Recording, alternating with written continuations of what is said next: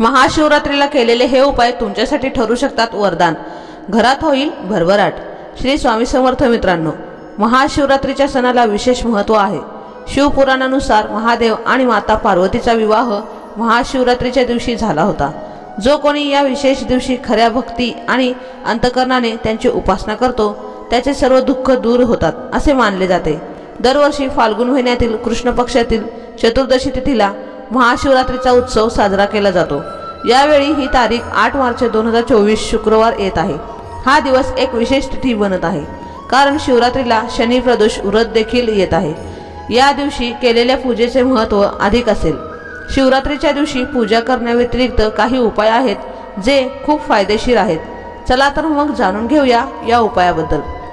1 number, महाशिवरात्रीच्या दिवशी महादेवाची पूजा करताना लक्षात ठेवा की त्यांना जल अर्पण करण्यापूर्वी त्यात काळे तीळ मिसळावे। तीळ मिसळून शिवमंत्राचा जप करा। असे केल्याने भगवान शिव लवकर प्रसन्न होतात असे मानले जाते।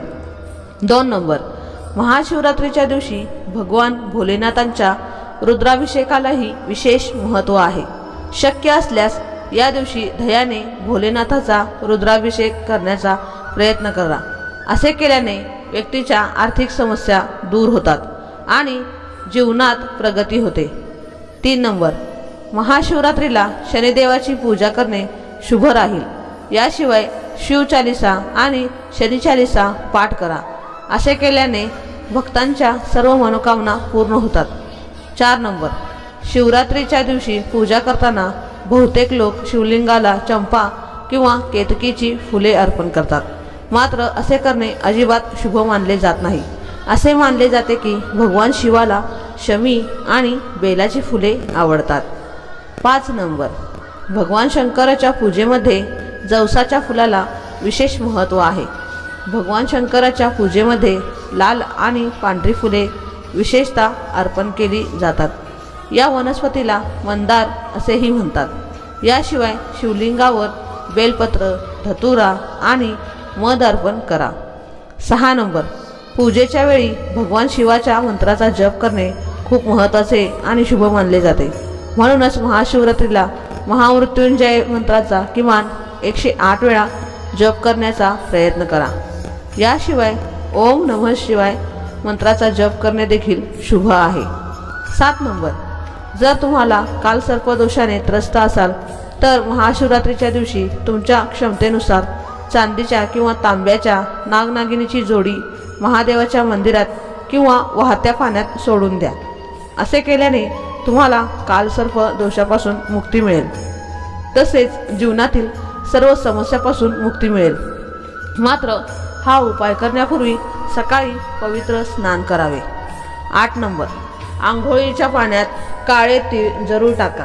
यानंतर विधीनुसार महादेवाची पूजा करून नागांची जोडी भगवान शंकराला अर्पण करावी आणि तुमचे दोष दूर होण्यासाठी भगवान शंकराची मनोभावे प्रार्थना करावी।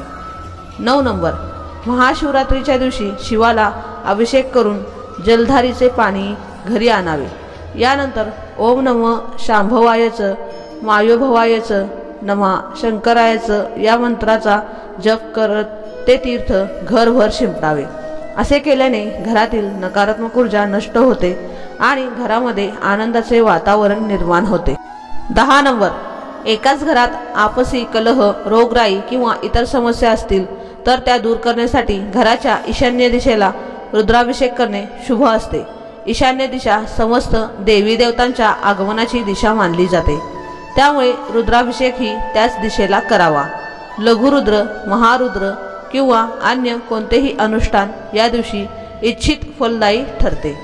11 नंबर, घरामध्ये कोणत्याही प्रकारचा वास्तुदोष असेल तर त्याच्या निवारणासाठी घराच्या पूर्व किंवा उत्तर पश्चिम दिशेला बेलचे झाड लावावे आणि त्याला पाणी द्यावे। तसेच महाशिवरात्रीच्या दिवशी संध्याकाळी एखाद्या बेलाच्या झाडाखाली किंवा नुकत्याच लावलेल्या रोपाजवळ तुपाचा दिवा लावावा। असे केल्याने घरातील वास्तुदोष संपुष्टात येतो। 12 नंबर, घरातील संकट दूर करण्यासाठी महाशिवरात्रीच्या दिवशी घराच्या ईशान्य दिशेला शिवपरिवाराचे चित्र लावावे। भगवान शिव, माता पार्वती, कार्तिकेय आणि गणपती यांचे चित्र लावल्याने घरात शांततेचे वातावरण राहते. तसेच कुटुंबातील सदस्यांचे विचार शुद्ध राहतात. भगवान शंकर आणि त्यांचा परिवार आदर्श परिवार मानला जातो. त्यांचा आदर्श डोळ्यासमोर ठेवून जगण्याची प्रेरणा मिळते. 13 नंबर, या दिवशी शंकराला बेलपत्र वाहावे. रुद्राभिषेक सुरू असताना मनोमन ओम नमः शिवाय हा जप करत अर्पण केलेले बेलपत्र मनातील निचरा दूर करून समान वर्गास प्रवृत्त करते. 14 नंबर, शिवरात्रीच्या दिवशी शंकराला दही भाताचा नैवेद्य दाखवावा. तसेच एखाद्या गरजवंताला पोटभर अन्न किंवा शिधा द्यावा. त्यामुळे देखील वास्तुपीडा कमी होते. तर मित्रांनो आणि मैत्रिणींनो, आजचा हा व्हिडिओ तुम्हाला कसा वाटला ते मला नक्की कमेंटमध्ये सांगा. आणि कमेंट बॉक्समध्ये जय भोलेनाथ लिहायला विसरू नका. असेच आपले नवीन नवीन व्हिडिओ पाहण्यासाठी आपल्या चॅनलला सबस्क्राईब करा, लाईक करा आणि शेअर करा. भेटूया असंच पुढच्या व्हिडिओमध्ये. तोपर्यंत धन्यवाद.